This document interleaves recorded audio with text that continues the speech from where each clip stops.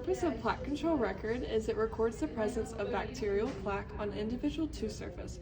So after you apply the disclosing solution, you're going to start examining the margins for plaque. So you're going to count and record the number of surfaces with retained plaque and calculate the index by dividing the number of plaque containing surfaces by the total number of available surfaces. And when we're in clinic, we usually use the sheet, so we'll color in with red the surfaces that have plaque on them. And then a question for it is, does the plaque control record indicate that the use of mouth rinse prior to toothbrushing significantly reduces the amount of plaque? So the purpose for plaque index is to assess thickness of plaque in gingival area and evaluating each of the 4 tooth surfaces, distal, facial, lingual, and mesial, for plaque retention.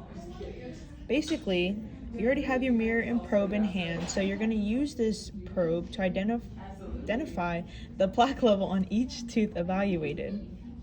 Now you can do this visually. If you can just see that they're plaque free, it's going to be 0, and if there's like a small amount, it's going to be 1, and if it's visible to the naked eye, then it's going to be 2, and if there's a large amount in the sulcus or at the gingival margin, then it's 3. Now when you do try and figure out if it's like a small amount or visible to the naked eye, at that point you're just kind of rubbing against the tooth to see if you pick up anything, and if it's in the sulcus or in the gingival margin, all you're going to do is just kind of rub your probe through and see if you pick up anything. Now, for a question, we're going to talk about which is more effective in improving a patient's oral health, the recognition of gingival bleeding as infection or the use of disclosing tablets to see dental plaque. The location and the number of the percentage of free plaque areas of the teeth. We're going to record the number of surfaces of plaque marked by the applying disclosing solution. So we're going to put the disclosing solution, and we're going to kind of look around here, see where all the surfaces that do have plaque. And then we are going to place it on this paper. This is a count to take paper that we have in clinic, but we're just going to use it because it does have the 4 surfaces. So then we found that there's 15 surfaces. But so when you're scoring this up, you're going to take the total amount of teeth that the patient has. You're going to times it by 4. So then we got 128. So then you count all the surfaces and you minus it by the total of surfaces, so we got 113. Then we're going to times it by 100 and then divide it by the total surfaces of all the teeth together, and we got 88% of free plaque. The question I have is, what are the clinical effects of powered toothbrushes on the presence of gingivitis and supradental plaque as measured by the plaque-free score? So you're going to assess the extent of plaque and debris over the facial surface of the incisors and the maxillary molars and the lingual surfaces of the mandibular molars.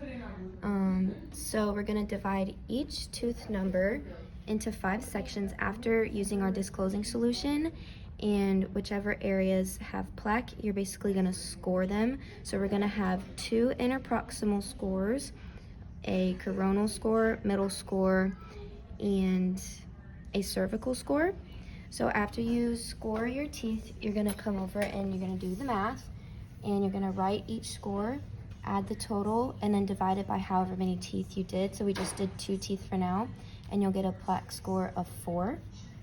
And our example question is, will the use of dental plaque charting during oral hygiene instruction result in adolescent motivation to improve oral hygiene as measured by this index? So the oral hygiene index, or the simplified version, has 2 parts. It has a debris index and a calculus index. They can be done together or you can calculate them separately.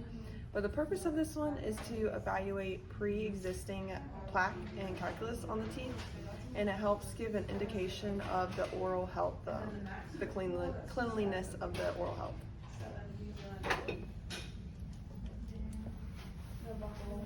Select one tooth with the most debris or calculus from each section.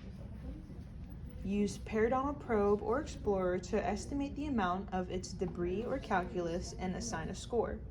Scoring for all sextants, you're going to add all the scores and divide by the number of sextants evaluated. So the question we have is, what is the state of oral cleanliness of school children at age 10 as measured by the oral hygiene index?